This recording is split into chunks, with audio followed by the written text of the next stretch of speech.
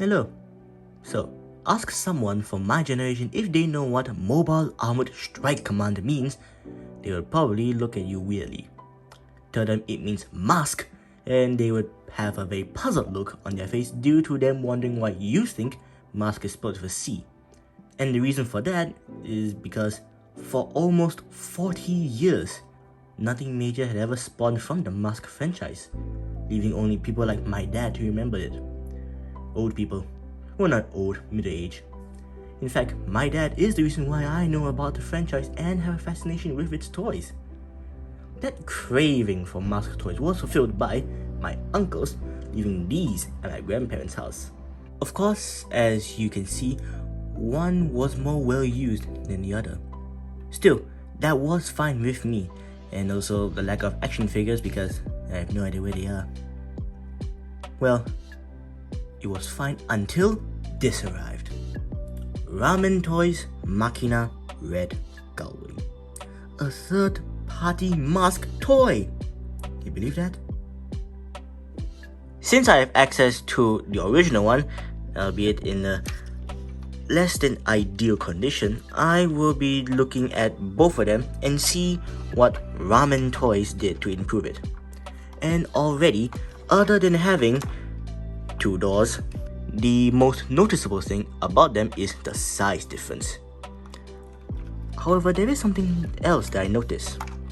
Here I have the back tires side by side, almost, and they almost look the same size.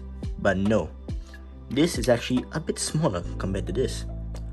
Because of this rather interesting discovery, the original toy now looks to me like a 3rd gen Camaro modified for off-roading. Interesting. Other changes are at the back, with the back bumper actually being a part of the car itself and not a cheap aftermarket one tacked on because the owner was on a budget, but because he bought a junk Camaro. A similar story with the spoiler, making use of the built-in one rather than having an entire separate piece. I like the fact that the button is not sticking out like the original, making the roofline very clean. The button also only has one function, which is to open the doors. Of course, when I pressed it, only one appears. That's not great if I'm being honest, but not that bad either because simply hold the button and there you go.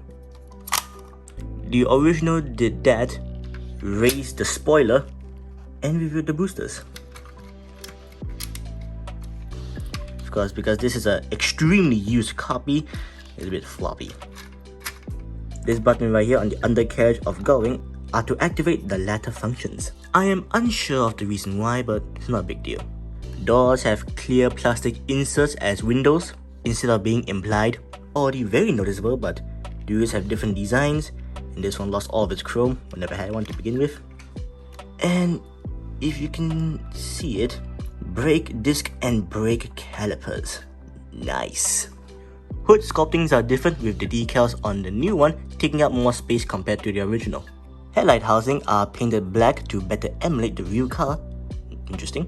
And something I like is that the headlights and grille are actually noticeably different.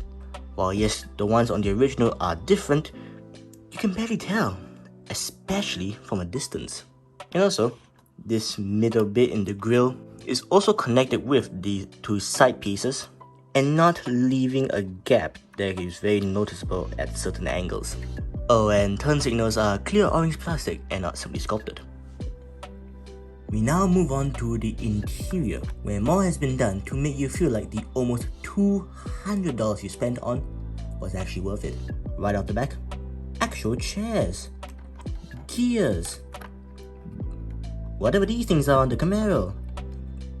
I don't know what this is. I think there's a radio there as well. Nice. Ooh, original button. Pedals, because the original one never had any.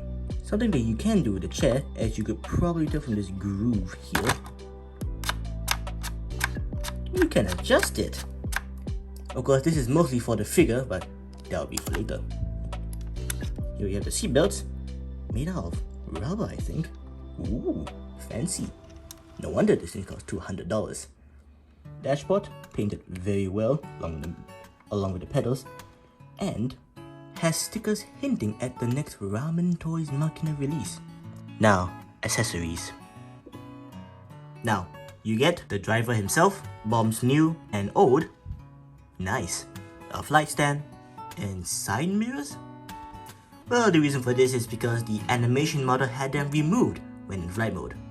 This gives you a choice: Toyakasi or realism, whichever floats your boat. Anyways, to load the bombs, hold this button lever right here and the bomb bay doors will open, allowing you to place the bombs here. There you go. Now onto Mads Hawking. Yes, that's what they call him.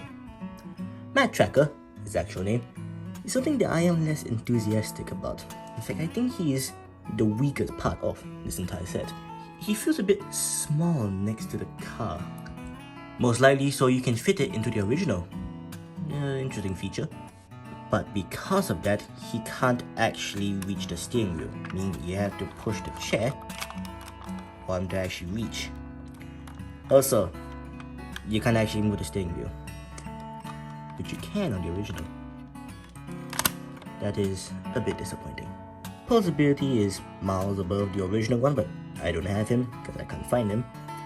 But compared to other stuff I have, it's fine, it's alright.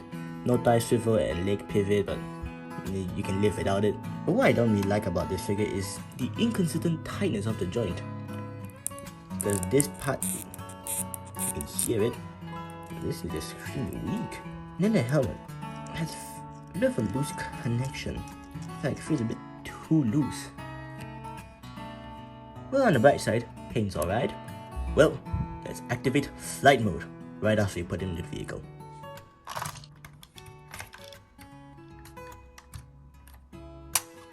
To do this.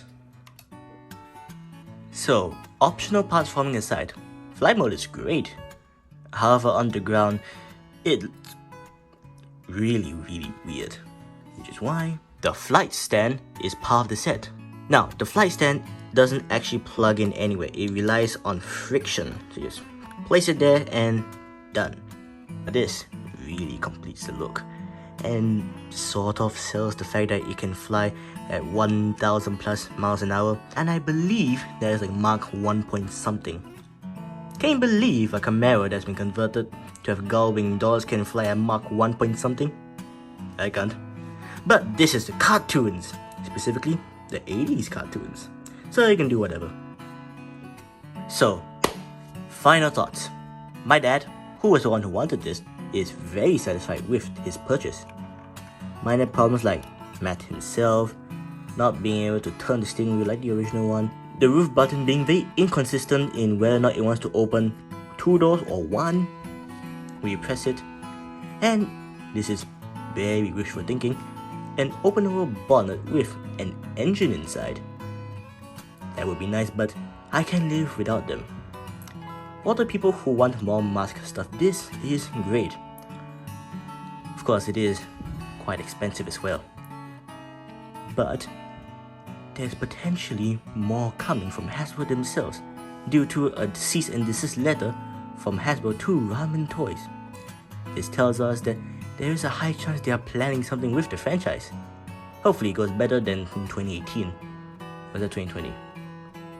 Well, whatever it was, that didn't pan out very well. Anyway, I hope it's more vehicles because I love these things. Thanks for watching and goodbye.